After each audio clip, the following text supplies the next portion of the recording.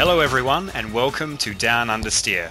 My name is Franky and joining me today is Jem. In today's show we review the Bahrain Grand Prix. Before we get into that, we have to reveal what corner we had last week. So Jem, guess what corner this was?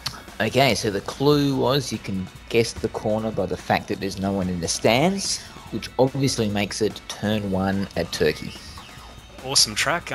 This angle is looking back towards where the starting grid would be coming down. A couple of people guessed it correctly. We're going to carry it on again this week. What can you tell me about this one? Okay, so this one is a tricky one, and I'll be well impressed if you can tell what track this is just from what you can see of it, but there are a couple of clues with the cars and drivers that are involved. Yeah, you should be able to figure it out via the internet, but we don't want you to use the internet. You should just look at the picture and go, oh, yeah, okay, that's quite clearly. Yeah, post your comments on the YouTube channel, or you can email us or let us know on the Facebook group as well.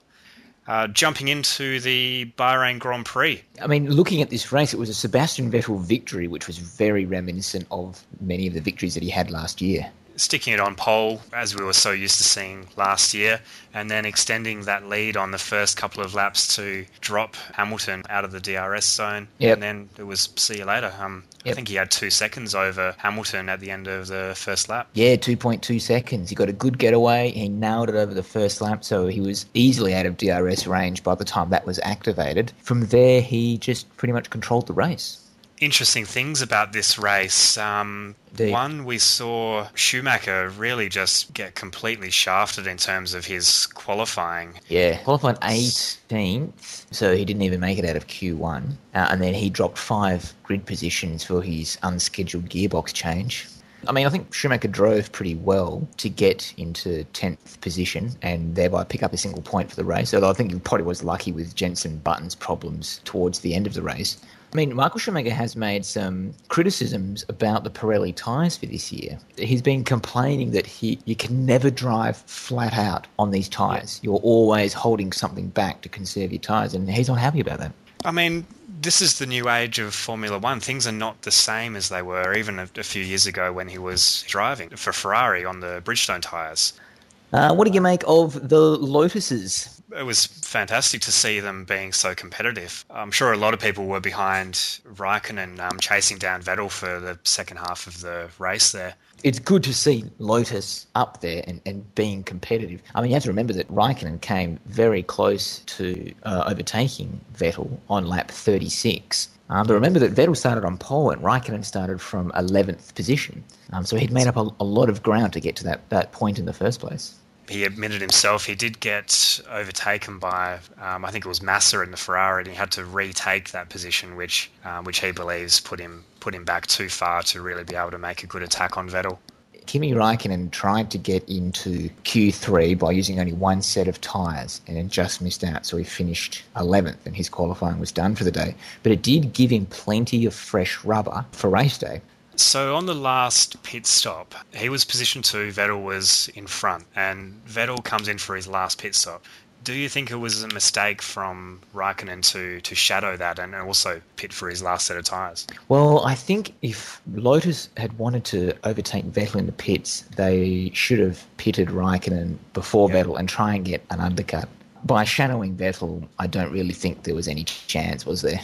I guess they didn't want to get stuck in the same trap as they did last race in China, where his tyres just fell off the cliff after he'd been running too long on them. You know, clearly the Lotuses have decent race pace. And that must be a big relief for Grosjean as well after having some fairly average performances. I mean, getting a podium here, it's going to do wonders for his confidence leading into the end of the season. Yeah, it's good to see Lotus back. I mean, it's interesting that with this race, it was an all-Renault-engined podium. Yep. And the race just 1 week ago, it was an all-Mercedes-engined podium. So we're seeing a real swing back and forth between teams. That probably should lead us on to talking about McLaren's woes in this race. We had Hamilton with 2 pit stops which were 10 seconds, or around 10 seconds each. Problems with the back left rear wheel nut. Yeah, both times. That obviously put Hamilton way out of contention, and then Button picked up a puncture with only 2 laps to go after he was chasing down Paul di Resta. Nothing seemed to go right for the team.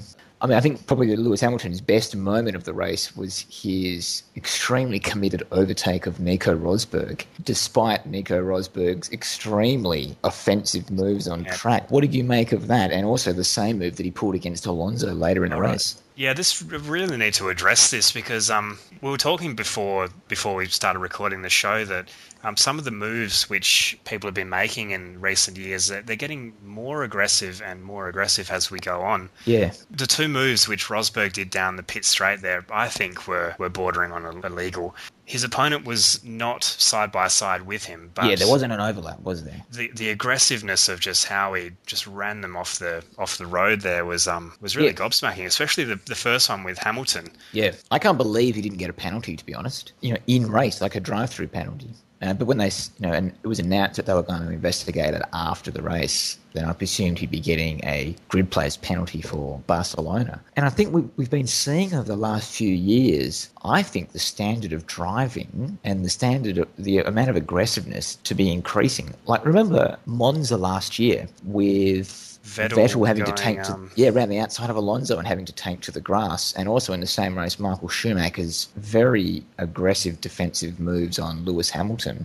And then we also had last year at the Japanese Grand Prix when Vettel put Button onto the grass at the start. And also Schumacher putting Barrichello almost into the wall. That was at Hungary. Yeah, that was a crazy move. I mean, he got penalised for that and He did get penalised for that, but no one else got penalised for any of those incidents. I mean, I thought that both of Rosberg's moves were well out of order. Yeah, they were dirty. They were dirty. The sort of severity which he moved and how he left no room whatsoever, it was full on. Actually, I don't think that Vettel overtaking around the outside of Alonso, I don't think that was a bad move by Alonso. Oh, okay. Because really, that corner, you lead out to that outside edge on that corner. It's not like Alonso was taking a crazy line through there. He was taking the racing line, and Vettel just chose to be, on the grass even further.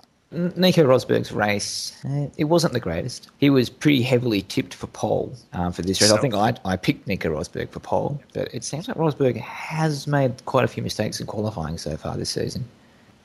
So you have to say that the season so far has been very competitive, and we've seen the initiative swinging from team to team at every race. We've had 4 different winners from 4 different teams over the first 4 races, and that is the first time it's happened in F1 since 1983.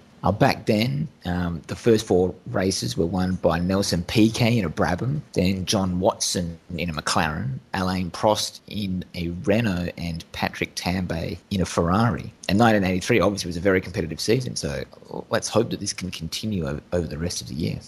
We've got a break before the next race, which the next scheduled race is in Spain, in Catalonia. We do have a break and go testing at Mugello in Italy next week. Many of the teams will be testing out some new kit. Oh, absolutely. I think everyone will be testing out new stuff. Do you reckon people will be bringing versions of the Mercedes double DRS with them to Mugello? Well, that's a good question. I mean, has there been enough time to develop that system into their cars? We may see something, but I imagine that every team will be bringing a fairly big package of updates. Obviously, the teams are off racing around the world, but the work still goes on at the team's home bases. So they're constantly developing, constantly analysing the data from the races in order to bring new parts to their cars all throughout the year. Oh, yeah. You can expect that the car that you see in race 1 at Melbourne is going to be far away different in performance from the last race of the season, which, if it goes ahead, will be USA.